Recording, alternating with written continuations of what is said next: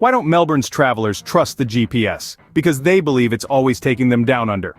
Welcome to Global Passport, where we take you on virtual journeys to remarkable places. Today, we're headed to Melbourne, Australia, a city teeming with iconic landmarks and attractions. I'm your travel friend, Naresh, here to serve up a good dose of humor and sophistication while we explore.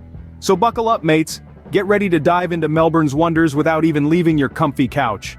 Before we get down and dirty with Melbourne's iconic landmarks, let's take to the skies for an exclusive bird's-eye view of this vibrant city. Ready for takeoff? Now, we're soaring above Melbourne with our drone, giving you a panoramic view of the cityscape. From the Yarra River, winding its way through the heart of the city, to the geometric marvel that is Federation Square, Melbourne is a sight to behold from above. The city's skyline, a mix of modern skyscrapers and historic buildings, tells a tale of a city that embraces both the new and the old. As we fly over, you'll notice the Royal Botanic Gardens, a green gem amidst the urban sprawl. And there, do you see that towering structure reaching for the clouds? Yes, that's the Eureka Skydeck, the highest public vantage point in the Southern Hemisphere. Hold on to your seats, folks. We're about to get a lot closer to these iconic landmarks. So sit back, enjoy the view, and let Melbourne's charm wash over you because we're just getting started. Melbourne is not just down under, it's also on top of the list when it comes to iconic landmarks, and no, kangaroos aren't one of them. Our journey begins at Federation Square, or as the locals call it, Fed Square. It's not just a square, mind you, it's a hub for culture and public events. It's also the place where Melburnians meet to celebrate, share a meal, or simply hang out. The architecture might be a bit, let's say, eccentric, but that's just Melbourne showing off its quirky side. Now let's stroll down to the Royal Botanic Gardens. But don't let the royal title fool you. The only crowns you'll find here are the leafy canopies of over 10,000 individual species of plants. It's a green oasis right in the heart of the city, and it's not just for the flora enthusiasts. It's the perfect spot for a picnic, a leisurely walk, or to practice your downward-facing wombat yoga pose. Alright, enough ground-level exploring. Let's head to the clouds. And by clouds I mean the Eureka Skydeck. Standing at a staggering 295 meters, it's the highest public vantage point in the Southern Hemisphere. The view is, in a word, breathtaking. You can see all of Melbourne and beyond from up there.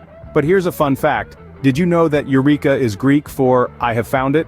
Well, once you're up there, you might just find yourself saying Eureka too. On a lighter note, here's a bit of trivia. Melbourne was nearly named Batmania after one of its founders, John Batman. Imagine that, Batmania Skydeck, Royal Botanic Gardens of Batmania, Federation Square in downtown Batmania. Sounds a bit batty, doesn't it? Remember, in Melbourne, every step you take is a step towards another landmark. Get those walking shoes ready. In Melbourne, the attractions are so unique they make the kangaroos jealous. Now let's hop right into it. Melbourne isn't just a city, it's a smorgasbord of unique experiences. And topping that list is the Queen Victoria Market. This isn't your ordinary market, folks. No, it's a century-old two-block foodie heaven. Imagine a place where fruits are so fresh, they might as well have jumped off the tree into your shopping bag. And the cheese stalls? They're so abundant you'd think the city was built on a bed of brie.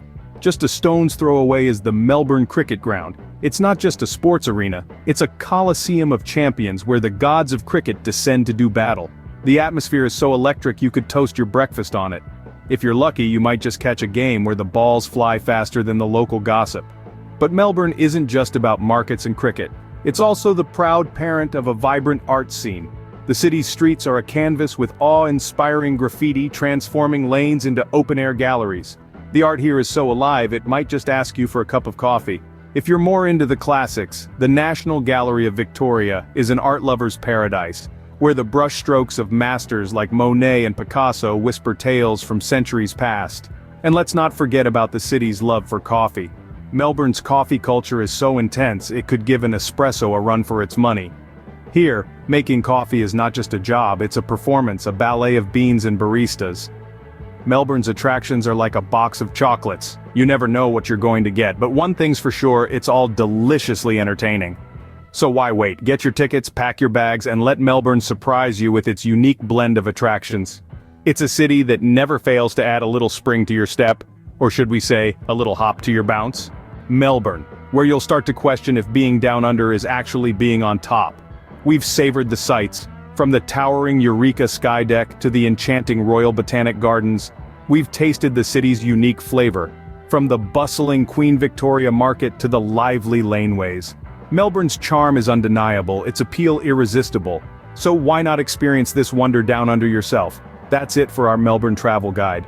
Remember, the only thing more fun than watching this video is actually going to Melbourne. So what are you waiting for? And oh, don't forget to subscribe to our channel for more travel guides. Until next time, mate.